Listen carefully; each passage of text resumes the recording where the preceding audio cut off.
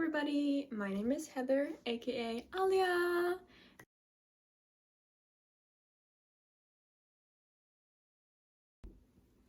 Hello everybody and welcome back to Mythological Monday. Today's episode is going to be about Roman mythology.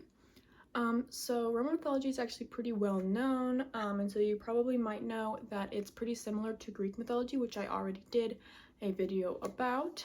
There are obviously differences, but the overall story of the creation and everything like that is pretty similar. So I'm not going to go into too much detail about that because it would be a little repetitive, but I will say that all of the deities, gods, goddesses, titans have Latin names instead of Greek names, obviously, because it's Roman mythology and not Greek mythology. So for example, Gaia, who in Greek mythology is like the deity of the earth, and the one who gives birth to the titans. In Roman mythology, she is referred to as Terra. The leader of the Titans, who is the one who overthrows his father and becomes the leader, in Greek mythology is referred to as Kronos. In Roman mythology, he is known as Saturn. And then he has his children, who are the gods that end up overthrowing him and then defeating the Titans. So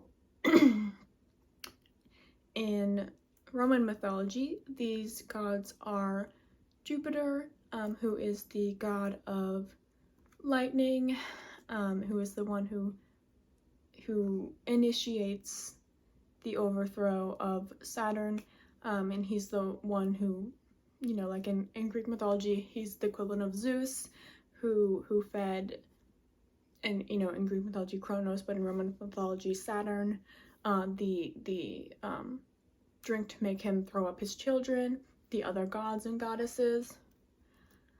So in Roman mythology, Zeus is Jupiter, so like I said, god of the lightning. Zeus is Jupiter's brother, who in Greek mythology is referred to as Poseidon, is known as Neptune.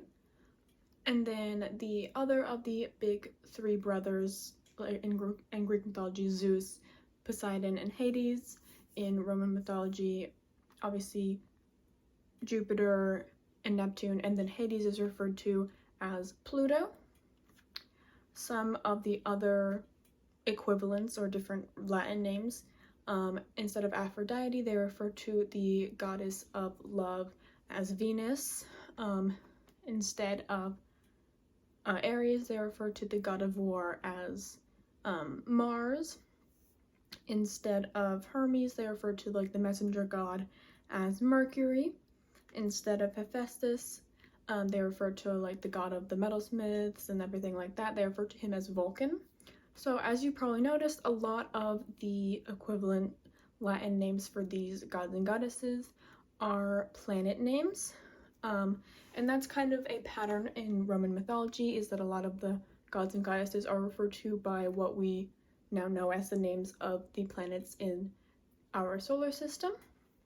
And then one of the major differences between Greek and Roman mythology was how humans, mortals, whatever you want to call them, thought about and viewed the gods and goddesses. So in Greek mythology, they viewed gods and goddesses as this unattainable deity, just this big, deity that they worshipped, but they could never be anything because they were just humans, and of course they couldn't be anything like the gods and goddesses, Versus in Roman mythology, they viewed god and goddesses as something that they should aspire to be like.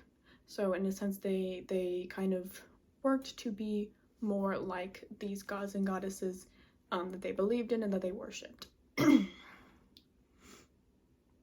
Similarly to Greek mythology, a lot of the monsters or the creatures of Roman mythology were people who were cursed.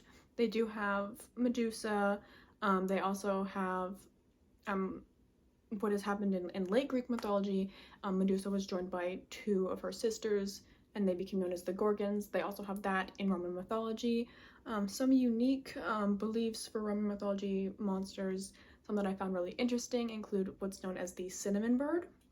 And when I read that, I was like, cinnamon bird? What's a cinnamon bird? Because they don't talk about that in Percy Jackson. Who is the cinnamon bird? And so, as I was reading this, the cinnamon bird, also known as cynomolgus, or cynomolgus, is a mythological creature, and it's described as a giant bird that collects cinnamon to build its nests. So it's called the cinnamon bird because it collects cinnamon to build its nest, which is interesting because I've never thought of a bird building a nest with cinnamon. I don't know what kind of cinnamon they're using. Are they using like the ground cinnamon that you'd put on like your toast or in your recipe, or like sticks of cinnamon? I don't know, but that's interesting. Some other ones include in Greek mythology, and I forgot to mention this in my Greek mythology video. I did talk about like nymphs and stuff like that, but I forgot to mention the satyrs of Greek mythology, which are the men that have upper half of a human, bottom half of a goat. In Roman mythology, they call these beings fauns instead of satyrs. Another creature that I thought was really interesting is known as the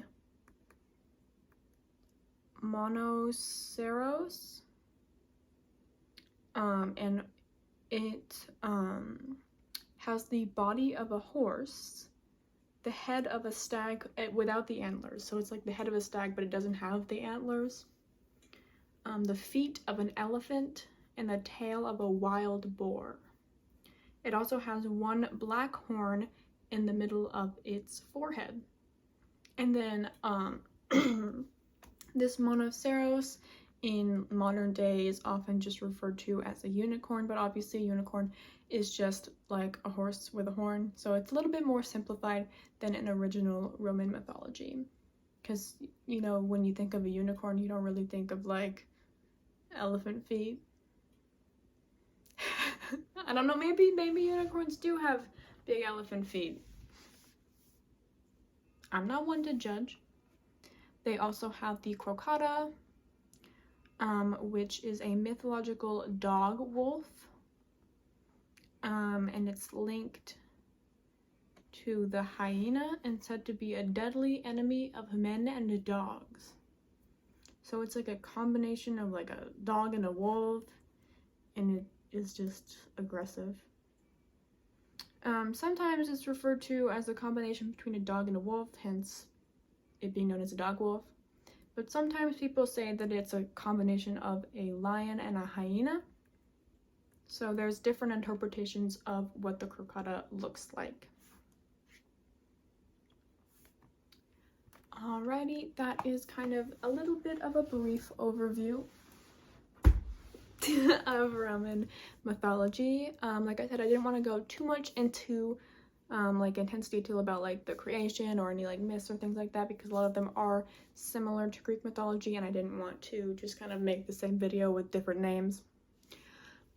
So I wanted to kind of show some interesting things that are a little bit more unique to Roman mythology. So let me know what you think. Yeah, that was my intro to Roman mythology. It's one of the major mythologies in my upcoming book, Cell Cal. I'm gonna keep mentioning it in every video because I'm really excited. So yeah, I hope you enjoyed today's episode and I will see you next Monday.